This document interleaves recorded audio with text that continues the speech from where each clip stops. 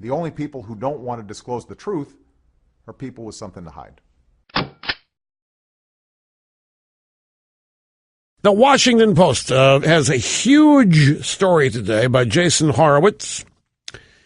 Mitt Romney's prep school classmates recall pranks, but also troubling incidents. Now, this is May the 10th. Well, I tell you, time's flying by some days. Some days it creeps, but today, lately, been zipping by here. The Washington Post can find out what Mitt Romney was doing 50 years ago in high school, but they still can't be bothered to find Barack Obama's transcripts at Columbia, at Harvard.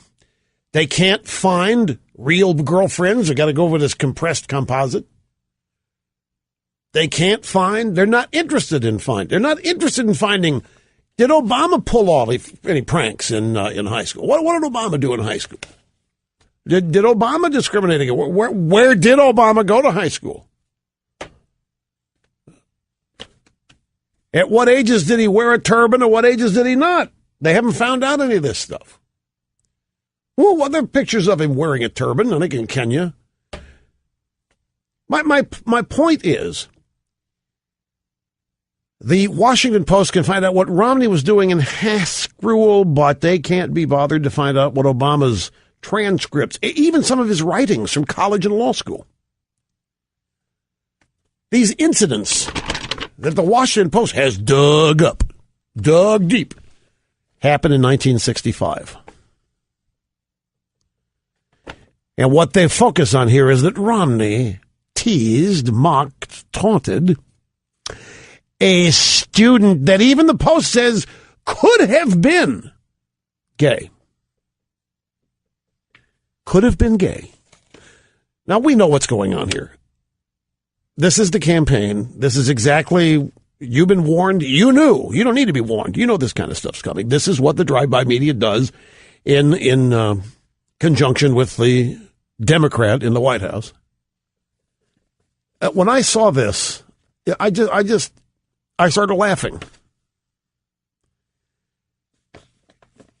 And how as recently as 2000, when they dug up the George W. Bush DUI the weekend before the election, well, everybody was really upset about that, panicked over the impact it might have, and it did make the election closer. But here we are 12 years later. Now, maybe I'm wrong, but I think most people are going to laugh at them. What is this?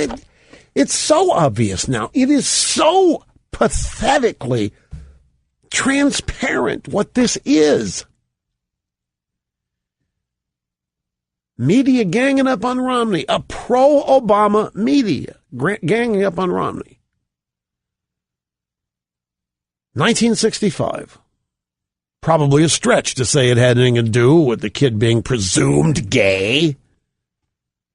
If you had long hair in 1965, you're going to get razzed. It didn't matter.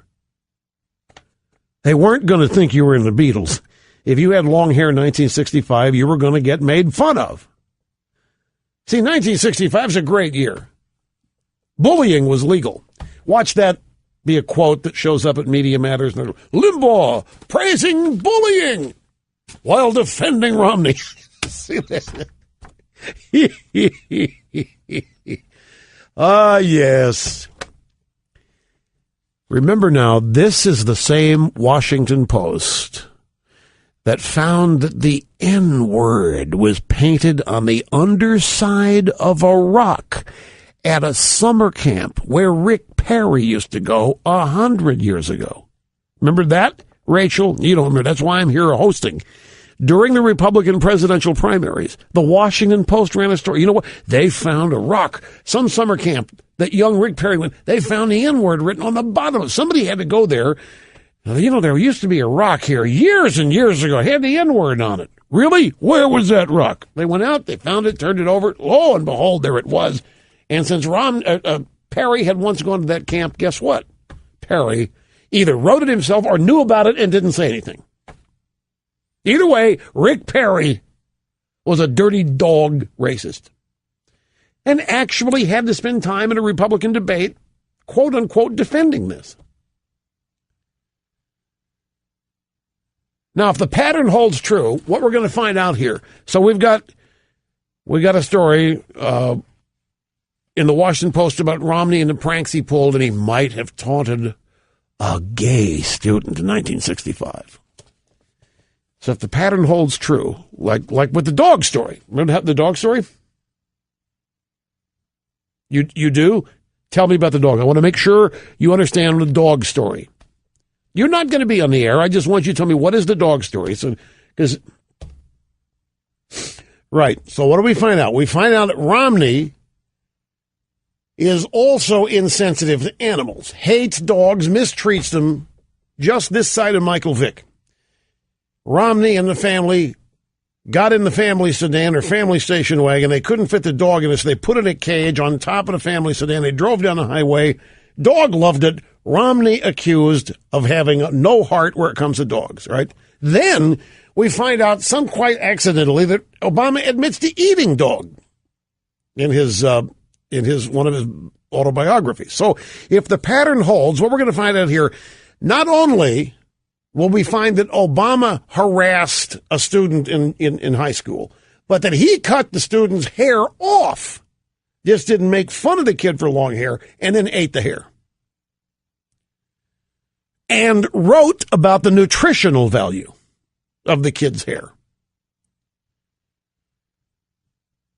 Obama admitted in his first biography that he's tried cocaine.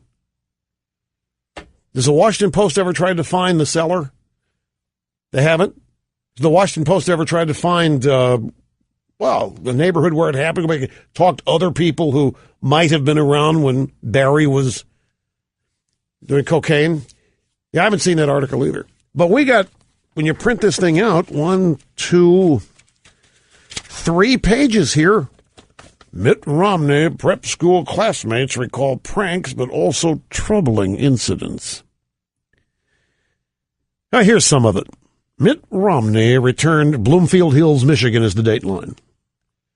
Mitt Romney returned from a 3-week spring break in 1965 to resume his studies at a Haas School at the prestigious Cranbrook School. Oh, well, now it's even worse. It's a prestigious school as opposed to some dump public school. Yeah, he's a Haas School senior, the prestigious Cranbrook School, back on the handsome campus. Oh, it was a handsome campus, too. Like Romney's hair. It was handsome. Back on the handsome campus, studded with Tudor brick buildings and manicured field. Oh, what a picture they're painting. We're not even finished with the first sentence. And we have a picture of Romney's school as though it's where the titans of industry gather for the economic forum in Davos, Switzerland. Back on the campus, Romney spotted something he thought didn't belong at a school where the boys wore ties and carried briefcases. Now, here's the picture. Got this idyllic setting, the prestigious Cranbrook School. Romney, 1965, coming off spring break. Look at, I was in school in 1965. There wasn't any such thing as spring break. There was not for Haas School, but minor point. Comes back. The only people who don't want to disclose the truth are people with something to hide.